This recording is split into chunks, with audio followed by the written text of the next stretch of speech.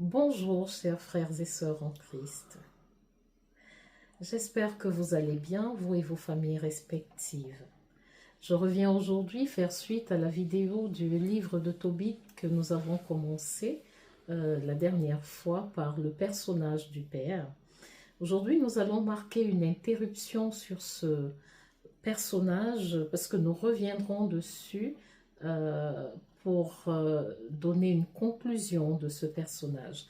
Avant de commencer à parler aujourd'hui de cette interruption, nous allons définir l'héritage en quelques mots, ce qu'est l'héritage, pourquoi j'ai voulu passer de cette manière,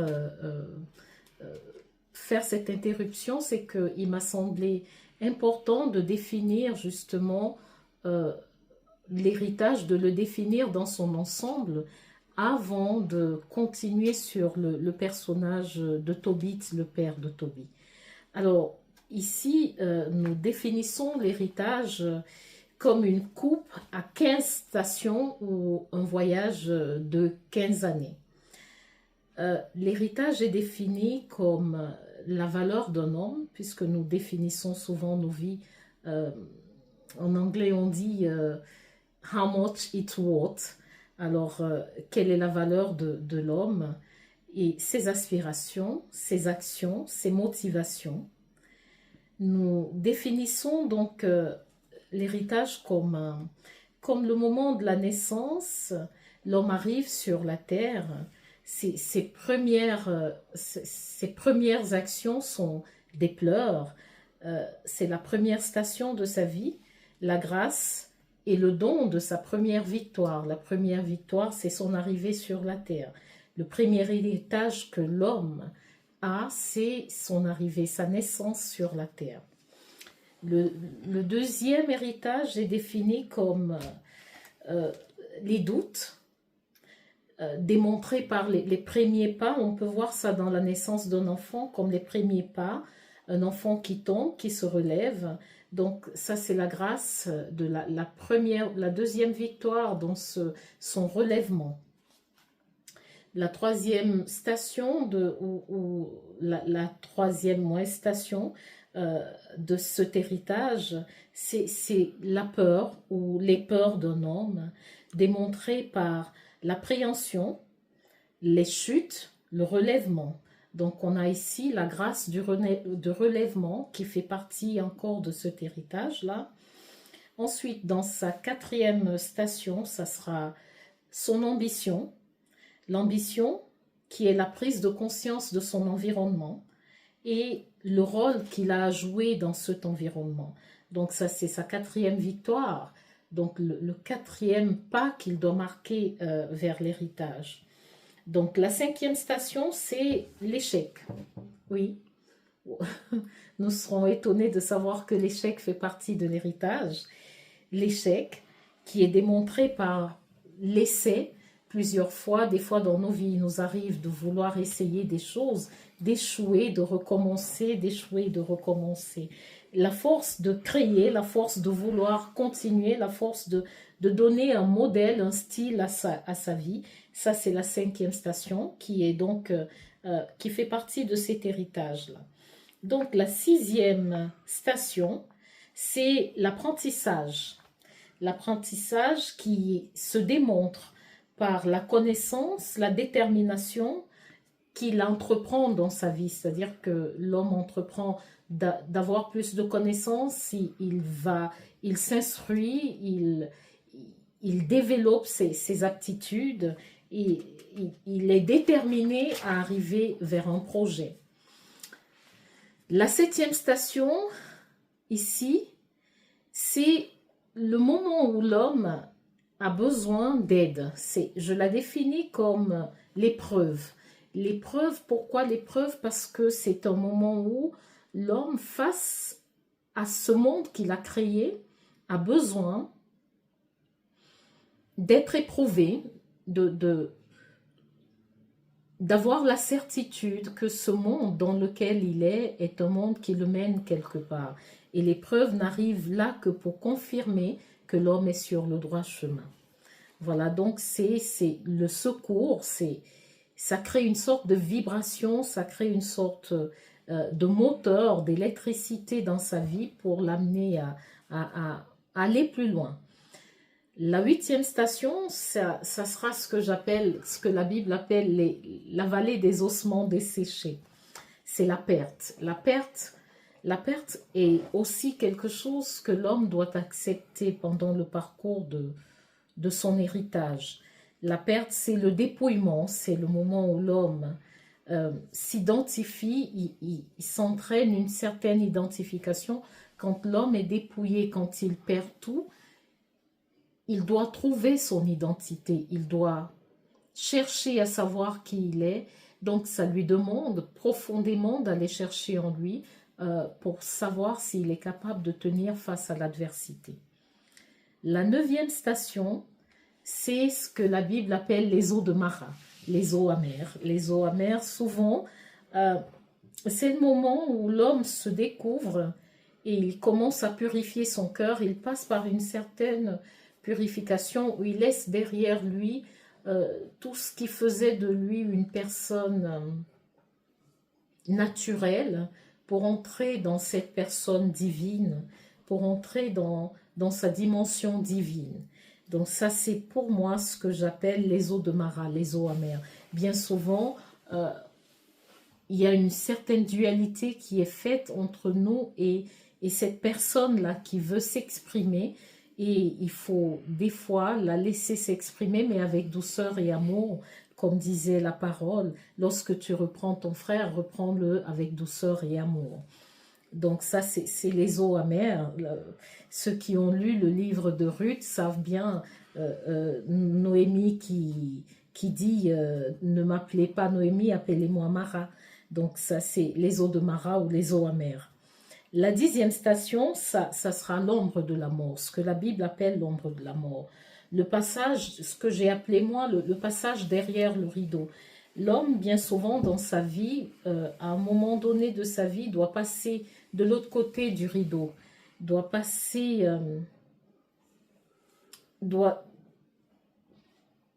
à une autre dimension pour expérimenter sa véritable nature divine, ou alors pour entrer en réelle communion avec le divin. Il doit entrer dans une autre dimension, donc ce que j'appelle l'élévation spirituelle. La 11e station, pour moi, c'est la mort. La mort, telle que la Bible le définit ou telle que nous la définissons, c'est l'acceptation de la perte et du sacrifice, de la souffrance. Accepter de souffrir, accepter de... Jésus disait, venez à moi, vous tous qui êtes fatigués, apportez-moi vos lots de bagages et moi je vous donnerai mon joug parce que mon joug à moi est léger. Ce joug-là, c'est la mort, c'est partir d'une vie ancienne où l'homme ancien doit accepter de mourir pour faire vivre l'homme nouveau. Et ceux qui, une fois de plus, ont lu la Bible, qui savent bien qu'au vin nouveau, des outres nouvelles, de peur que le vin nouveau brise ou casse les vieilles outres. Donc il faut que l'homme se revête d'un nouveau vêtement pour pouvoir accéder à sa vie divine. La 12e station, ça sera la résurrection. La résurrection, pourquoi je l'ai appelée la résurrection, c'est la compréhension et l'acquisition de la sagesse. Parce qu'en toute chose, il faut voir la parole comme un exercice qui nous emmène à acquérir la sagesse. Et cette sagesse a pour but de nous aider à mieux exprimer qui nous sommes et à mieux interférer dans notre système dans lequel nous sommes aujourd'hui, sans être trop laxiste ou d'être trop rigoureux. Donc c'est de trouver le bel équilibre au milieu de tout ça, d'avoir cette sagesse de pouvoir s'exprimer sans avoir à juger, sans avoir à porter d'accusation, mais d'avoir une certaine légèreté dans notre façon d'exprimer qui nous sommes, dans le respect de chaque individu. La 13e station, c'est ce que j'appelle la balance. Justement, il n'y a pas de balance en sagesse. La balance, c'est ici le moment où le mystère du poids de la vie, où on réalise que la vie a une importance, que Paul disait,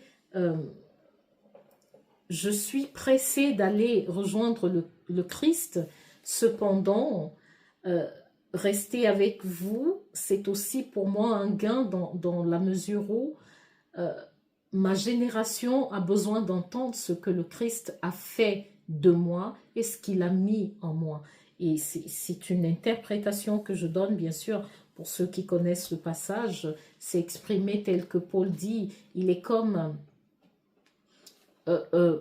partagé entre la mort qui lui est un gain et la vie qui, paradoxalement, serait aussi un gain pour lui, mais pas pour un bénéfice personnel, c'est pour l'édification du corps du Christ. Voilà. Donc, nous passons donc à la 14e station qui pour moi s'appelle le couronnement. Je l'ai appelé le couronnement. C'est le mystère de la récompense, de la faveur, de la joie, de la paix.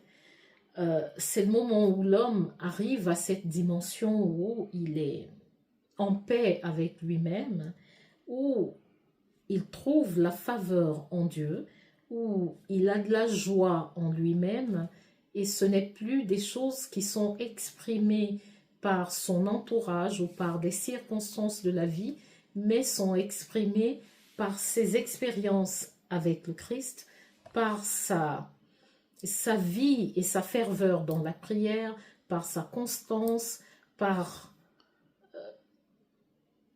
je dirais, son intimité avec Dieu. La 15e station, c'est donc le moment où l'homme va vivre, c'est ce que j'appelle la vie. C'est le témoignage que l'on rend aux générations.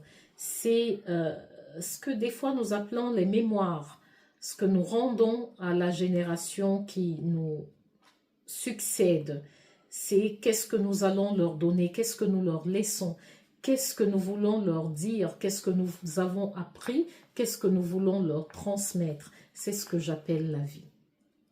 Donc, ayant défini en quelques mots ce que c'est que l'héritage, nous allons donc commencer tout de suite avec le sujet du jour. Le sujet du jour pour nous, aujourd'hui, c'est la femme et la mère. Nous allons parler aujourd'hui du deuxième personnage qui est nul autre que la maman de Tobit, l'épouse ou la femme du père de Tobit, qui ici en l'occurrence s'appelle Anne. C'est une femme qui est, on va dire, qui est soumise à son mari. C'est une femme entreprenante. C'est une femme qui, dans les moments d'épreuve, est devenue le soutien de son époux. Elle est une femme effacée, tout en étant très proche de son mari. C'est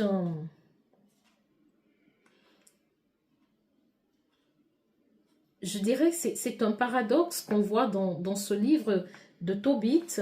Lorsqu'on parle de la maman de Tobit, on voit que c'est une femme elle est entreprenante. Elle ne prend pas la première place, elle est toujours à côté de son mari, sans être en arrière-plan non plus. C'est une femme qui pratique la loi de Dieu. Dans ses entreprises, c'est une femme qui est, je dirais, un peu perfectionniste. Elle donne ce qu'elle a de mieux pour satisfaire la demande qui lui est imposée. Elle est distinguée par son environnement, par les clients qu'elle rencontre dans son entreprise, qui vont lui faire des offres ou des cadeaux, des présents, parce qu'elle a rendu un service qui était plus qu'à la hauteur des attentes du client. Alors cette femme, dans ce livre, nous ramène, elle prend le cadeau qui lui est donné, mais ne le garde pas pour elle, elle le ramène à la maison et elle le partage avec son mari. Bien que ici, nous voyons la réaction du papa de Toby qui dit que non, nous ne pouvons pas manger d'animaux volés parce que c'est un homme qui pratique la loi dans son Nesrem. Nous ne pouvons pas manger des animaux qui ne sont pas consacrés, donc il faudrait que tu remettes ce don qui t'a été fait afin que nous soyons toujours dans la faveur de Dieu et non en dehors de la faveur de Dieu. Et la réponse de cette femme est surprenante. Elle va dire à son mari, ici j'invoque les dons et les sacrifices que tu as faits, tout ce travail que tu as battu pour cette société dans laquelle nous sommes, pour les hommes et les femmes à qui tu as rendu un service, as-tu oublié? Elle fait valoir en fait les mémoires. Elle ramène son mari dans la conscience de ce que, oui, bien des fois Dieu aussi nous remercie de par notre façon de vivre dans la société. Dieu nous fait des dons, il nous donne un héritage, il nous récompense de ce que nous donnons aux autres. Et son mari, peiné de ce que son épouse lui répond et lui rappelle que lui aussi il a été un homme qui a offert à la société et mérite d'accepter les dons que la société peut lui faire, se mettra dans un coin à pleurer. Il nous montre ici cette fragilité de l'homme hein, qui des fois, après avoir fait des choses, oublie rapidement, sauf que c'est toujours des mémoires qui sont dans le souvenir de Dieu. Et Dieu, lui, n'oublie jamais. C'est ici ce que ça m'a rappelé, que quoi que l'homme fasse, Dieu n'oublie jamais les bienfaits. Dieu ne les... Il y a toujours un livre de souvenirs. Et dans ce livre de souvenirs, il est important d'aller souvent puiser dans ces mémoires-là, face à une situation pour rappeler exactement que nous ne sommes pas dans l'erreur, mais que nous aussi, nous méritons d'avoir de bonnes choses que la vie nous offre. Donc, on peut dire que, mais cette femme, elle est inconsciente de ramener un cadeau, ça pourrait être un cadeau empoisonné, le débat peut être ouvert, mais elle n'a pas peur, en tant que femme, dans sa position de femme, elle n'a pas peur de ramener ce cadeau à la maison. Elle n'a pas peur de partager avec sa maison parce que c'est comme une personne qui, à un moment de joie, parce qu'aujourd'hui, dans notre humanité, nous avons souvent tendance à nous limiter nous-mêmes parce que voilà, les doctrines diverses et variées d'aujourd'hui nous entraînent à croire que Dieu ne veut pas que nous soyons dans la joie, Dieu ne veut pas que nous fassions la fête, Dieu ne nous veut pas heureux, ce qui est absolument faux. Il nous demande d'avoir de la tempérance dans tout ce que nous faisons, d'avoir de l'équilibre dans tout ce que nous faisons, mais que nous avons tout à fait le droit de vivre heureux et dans la joie. Et d'ailleurs, c'est ce qu'il a en pensée pour nous. J'ai pour vous des projets de joie et non des projets de malheur.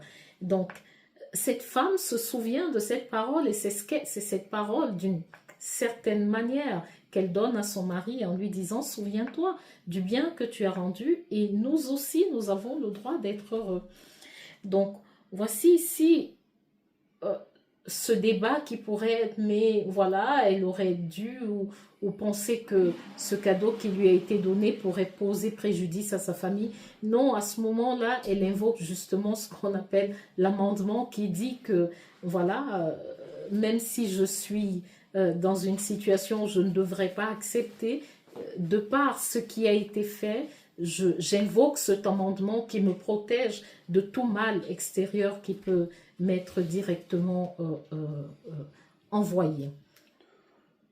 Donc, nous voyons ici cette femme qui agit en tant que femme et elle pose ses actions, elle pèse ses actions. Mais nous allons aussi la voir en tant que mère, parce que j'ai voulu aujourd'hui opposer la mère et la femme. Ces deux titres qu'elle porte elle-même. Elle est, en tant que mère, son mari va demander à son fils d'aller chercher un héritage. C'est-à-dire que à ce moment-là, son mari la pousse dans ses retranchements. C'est la séparation. Accepter d'être séparée de son fils qui a toujours été à la maison avec elle. Et elle le voit partir, qui plus est avec une personne dont elle ignorait tous les tenants et aboutissants. Elle doit faire confiance que son fils s'en va pour un voyage dont il aura à faire le retour, mais en tant que mère, elle est poussée dans ses retranchements et n'a pas envie d'accepter que son fils y aille. Un grand contraste entre cette femme, la femme qui a le courage d'aller, d'entreprendre, de faire des choses, d'aller chercher même des cadeaux sans penser à un danger, mais une fois qu'elle est dans son identité de mère, elle change totalement, elle est prête à renoncer même à l'entreprise pour la protection de son fils. Voici un contraste que j'ai tiré de ce livre qui m'a beaucoup frappé. Pourquoi j'ai pensé à ça? Pourquoi j'ai voulu opposer ces deux titres que des fois les femmes portent et dans lesquels nous sommes bien des fois confuses, où nous n'avons pas réellement l'équilibre. Nous ne savons pas lorsque nous sommes femmes ce que nous devons faire en tant que femmes, en tant que mère, jusqu'où nous devons aller. Cette femme, elle est prête à tout arrêter, elle est prête à renoncer même à l'héritage de sa maison, de sa famille, parce que pour elle, son enfant, c'est son héritage. Son enfant, c'est sa vie. Et elle va se mettre à pleurer au moment du départ de Toby, parce que elle dit à son mari, je ne peux pas accepter que mon fils s'en aille, parce que on peut renoncer à tout ce qu'on a, c'est la seule chose qui nous donne la joie, c'est lui qui nous aide, c'est lui qui nous rend des services, et donc s'il s'en va, nous perdons d'une certaine manière cet enfant-là, nos vies. Elle met sur la balance sa vie contre celle de son fils, vous voyez. Et ce qui est touchant dans ce passage, c'est la mesure qu'elle donne. La mesure qu'elle donne, elle peut être définie comme une mesure humainement égoïste, dans le sens, bien des fois, nous avons vu l'amour des mères qui pousse souvent certaines mères à, je ne dirais pas retenir, mais bien souvent de faire durer le départ de leurs enfants. Certaines mamans, oui, deviennent des fois possessives quand leur enfant doit se marier. Elles entrent et elles commencent à interférer parce qu'elles n'ont pas de limite à se donner dans la vie de leurs enfants. Nous voyons ici, dans ce texte de Tobit, quelque chose d'impressionnant. Au moment où son mari la rassure, lui dit ne pleure pas, ne te rends pas triste, notre fils reviendra, l'ange de l'Éternel l'accompagne, le précède dans ce voyage, ne t'inquiète pas, il reviendra. Même l'assurance de son mari ne suffit plus pour la faire sortir de cette espèce de deuil. C'est comme un chagrin, une mort qui est en elle. Et c'est une mère qui est inconsolable. C'est une mère qui ne veut pas laisser partir son fils. Mais dans ce texte, nous voyons néanmoins que son fils va finir par la rassurer en lui disant qu'il revient très vite. Et c'est cette assurance que son fils va lui donner qui va finir par la rassurer et la mettre dans ce temps d'attente. Donc,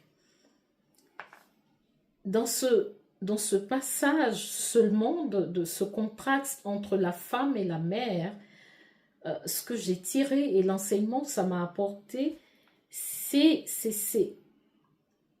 la création elle-même qui soupire dans l'attente des fils de Dieu, justement. C'est ça, cette mère, elle est la création. Elle soupire, elle est dans une sorte de soupir en attendant le retour de son fils, en attendant que son fils revienne, en attendant que le voyage que son fils a à entreprendre ne soit pas un voyage qui soit long, mais que ce soit un voyage assez limité dans le temps pour que sa patience ne soit pas affectée. Donc, aujourd'hui, je n'ai pas voulu tirer trop long sur le passage de Toby, donc sa maman en tant qu'acteur qui rentre dans ce passage d'aujourd'hui, dans cette lecture d'aujourd'hui. C'est pour nous simplement de voir le contraste entre la mère et la femme. Et dans ces deux personnages qu'occupe une seule personne, nous définissons que c'est une femme avec des habiletés et une mère avec ses faiblesses. Et je ne vais pas continuer de faire plus long. Aujourd'hui, je vais m'arrêter là et je vous dis que les promesses de l'Éternel soient toujours avec vous dans l'attente. Partagez, likez et je vous vois très bientôt. Merci, au revoir.